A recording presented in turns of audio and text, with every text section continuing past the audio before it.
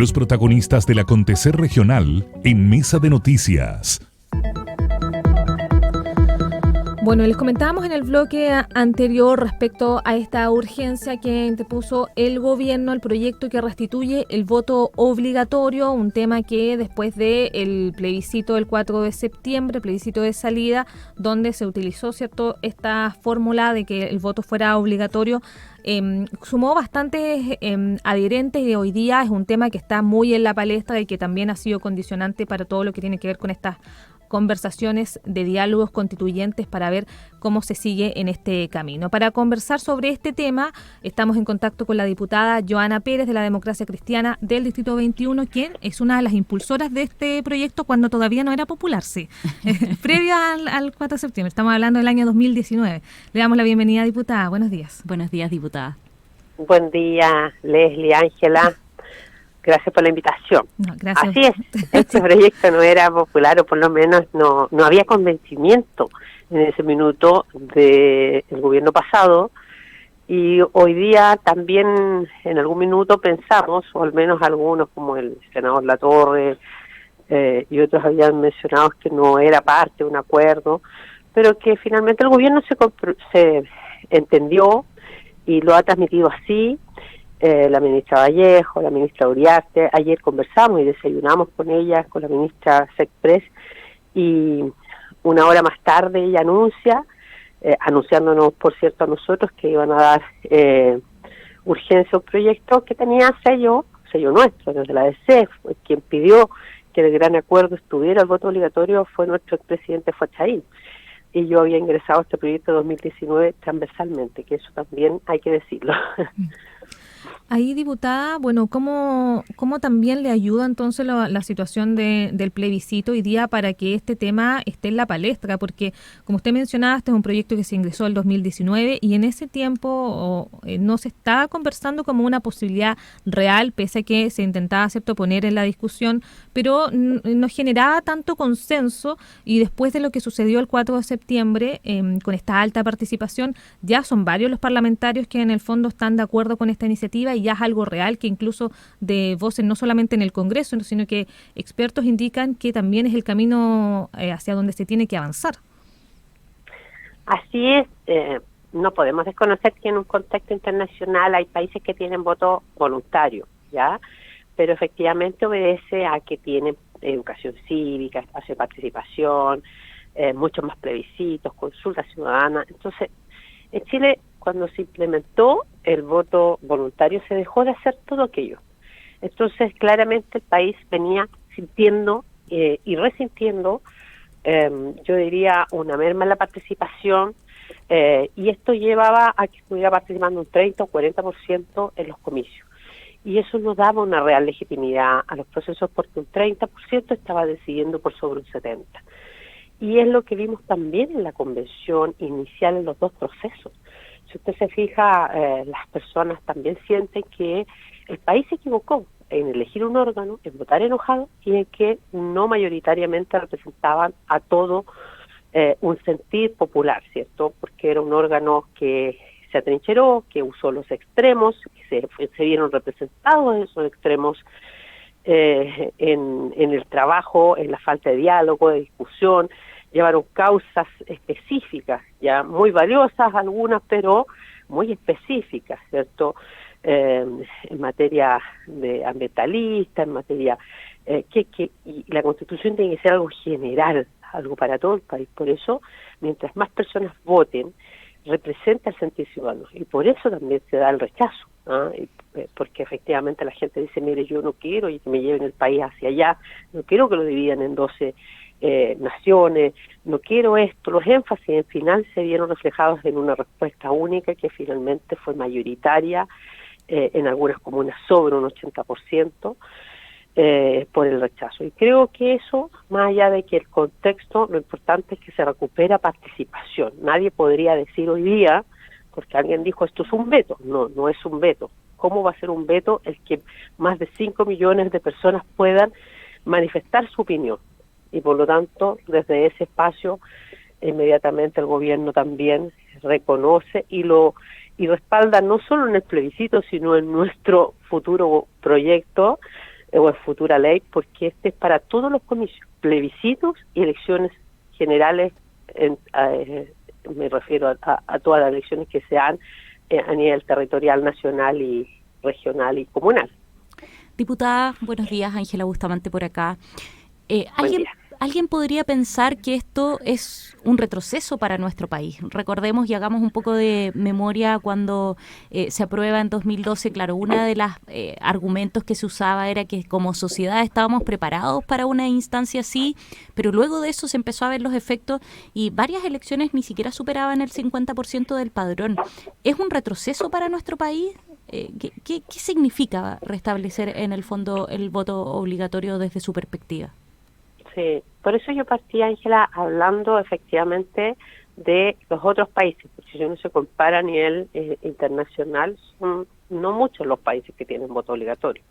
Cuando nosotros instalamos el 2019, escuchamos a muchas organizaciones, efectos comparados, desde lo que tiene que ver sistemas.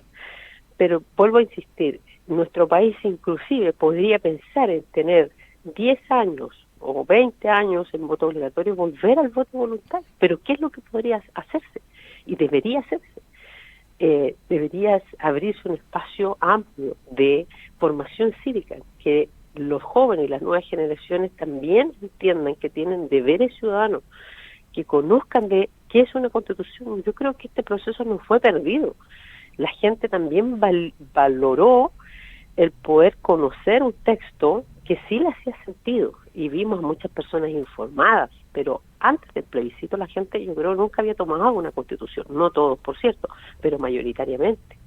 Entonces, los hace partícipe de las decisiones colectivas de país, como es una constitución, que es una carta fundamental, que rige todo lo que tiene que ver en materia económica, política, todo es nuestra carta fundamental en todo aspecto social, en materia de derechos humanos, en materia de tratados comerciales, en el sistema económico, o sea, es un marco general. Y yo creo que esto es también una enseñanza. Las leyes uno también tiene que pensar bien, no solo en qué contexto se implementa, sino también con qué soportes, con qué instrumentos se implementa.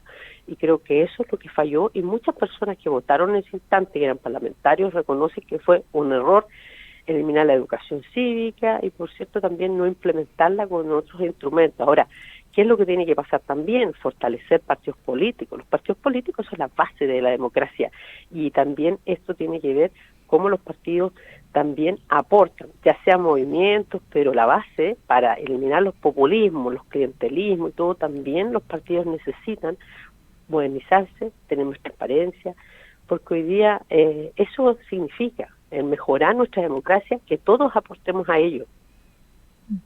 Diputada, hoy día, ¿cómo debería aplicarse entonces ese voto obligatorio? Porque se hablaba también de que fuera sin excepciones. Previo al 2012 lo que existía era el voto obligatorio y la inscripción voluntaria. También había personas que quedaban fuera del sistema, y posterior al 2012 entonces el voto era voluntario y la inscripción era automática. ¿Cómo debería ser entonces también desde el punto de vista de la inscripción en lo que usted propone? Uh-huh. Bueno, nuestro proyecto se mantiene bajo la inscripción automática y voto obligatorio. Esta es una discusión que está en el Senado ya. Nosotros estamos en un segundo trámite constitucional. Presentaron varias indicaciones de rebajar, por ejemplo, la edad a los 16 años, pero nuestro proyecto es bien claro, sobre 18 años, y hay una multa que se aplica. Incluso es más, cuando el 2019-2020 lo analizamos con el CERVEL, teníamos la posibilidad de, por ejemplo, generar algunos temas de incentivos a la participación, ya, por ejemplo, como lo tienen otros países, esto es todo trabajo comparado con otros países, puntos para los registros sociales de hogares, para conseguir ayudas económicas, otras sanciones que decían, mire, si usted no va a votar, le vamos a suspender su licencia de conducir, por ejemplo, decían. Entonces, vimos que al final hay tanto espacio, pero finalmente cuando uno se pone a innovar, también la gente dice, mira, no quiero que me involucren mis derechos ciudadanos con otros derechos, mis deberes y derechos ciudadanos con otros derechos que yo tengo. Entonces, finalmente lo dejamos bastante más sencillo y con una aplicación de multa. Una multa que, por cierto, se exime a los adultos mayores nosotros teníamos 80 años, pero en la comisión bajamos a 75, que se exime de la multa, pero no de la obligatoriedad. Pero si obviamente el adulto mayor quiere y puede ir, la persona en situación de discapacidad, se deja fuera las primarias, ¿ya? Y también se deja fuera la obligatoriedad de la persona que está en el extranjero, sin perjuicio que ya está socializado que se hace un proceso electoral, pero ya no sería obligatorio para la persona asistir ahí. Estamos conversando con la diputada de la Democracia Cristiana del Distrito 21, Joana Pérez, con quien estamos abordando esta temática del voto, de este proyecto para restablecer que sea obligatorio en nuestro país. Diputada, en ese sentido, bueno, usted dice este es un proyecto bastante sencillo, acotado con respecto al voto obligatorio, pero otro de los puntos importantes en el tema de las elecciones y también de todos los procesos electorales que se viven en nuestro país es el CERVEL. Se destaca normalmente en estas instancias su eficiencia, pero es sabido también que es un servicio bastante acotado, es pequeño, que tiene pocas atribuciones y también un presupuesto que en muchos casos, claro, no les permite funcionar con la rapidez que necesitan.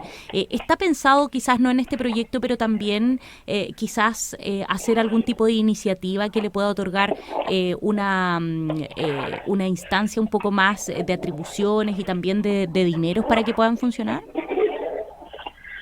Mire, lo hemos analizado también y cada vez que se ha implementado una elección, siempre se hace pensando en que pudiera votar la mayor cantidad de personas y se destinan los recursos. Ya, por ejemplo, si va un 30 o 40% a votar, cuando era voluntario, se consideraba con el universo de los votantes, ya, porque lo vimos también, ya, y el CERVEL hoy día tiene las condiciones. Hemos hecho modificaciones legales también en la comisión que yo soy parte, que presidí 2 años, para mejorar sus facultades, condiciones y, por cierto, fortalecer la democracia. Hay varias otras enmiendas que hemos hecho donde también se le entregan al mismo CERVEL la facultad, por ejemplo, lo que tenía para fusionar mesas, para tomar decisiones el día de esto de tener 2 días en elección, por ejemplo, también lo planteaba hace una semana el presidente del Consejo Directivo de CERVEL. Decía, mire, probablemente vamos a necesitar en estas elecciones grandes, donde se eligen casi 4 autoridades, pero que son muy amplios en el voto, como el core, ¿cierto?, el alcalde, el concejal, 2 días para implementar, ¿ya? Y también en el Senado yo estuve, defendí nuestro proyecto, y claro, porque decía, la otra opción es separar las elecciones, pero la gente está aburrida de que finalmente le separen en fechas, en distancias de fecha, el proceso de elecciones. Entonces va a preferir tener 2 días, que 2 días juntos, el mismo fin de semana, que así se organiza familiarmente, que tener, por ejemplo, espaciadas cada 3 meses 2 elecciones importantes. También lo vimos. Así que estamos trabajando en todos los aspectos. Esto ha sido un voto obligatorio que lleva el digerir, al menos desde mi parte, estudiando, trabajando, escuchando, analizando, ya casi 3 a 4 años. Así que para nosotros ha sido la Comisión de Gobierno un trabajo importantísimo, y esto no puede ir solo, tiene que ir con la modificación, como le decíamos ayer al Gobierno, de la Ley 19.700 de votación escrutinio. La que está en el Senado hoy día es una modificación a la Constitución, y después tiene que ir también una pequeña modificación a la Ley Orgánica de Votación y Escrutinio, 19.700. Así que, y ¿sabe qué? Hay otro tema, porque también lo planteaba el CERVEL, decir, mire, también podría ir acompañado de un voto anticipado. ¿Para quiénes? Por ejemplo, para las Fuerzas Armadas, que ese día quedan fuera.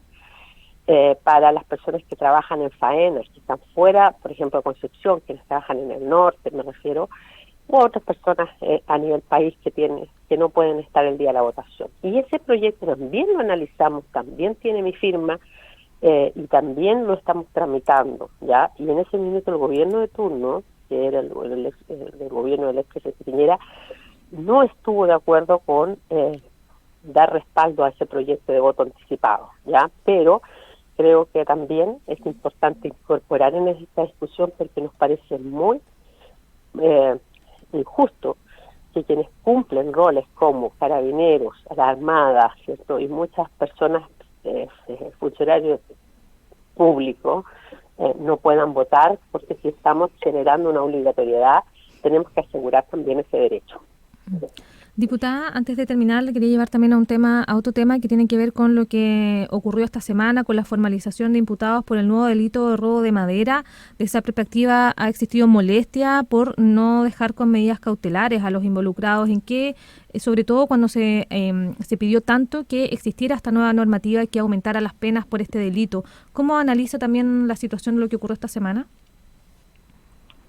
Es muy lamentable lo que pasa. Nosotros hemos modificado una ley que es el del robo de madera, y habríamos esperado que tanto el Ministerio Público como también, en este caso, el Tribunal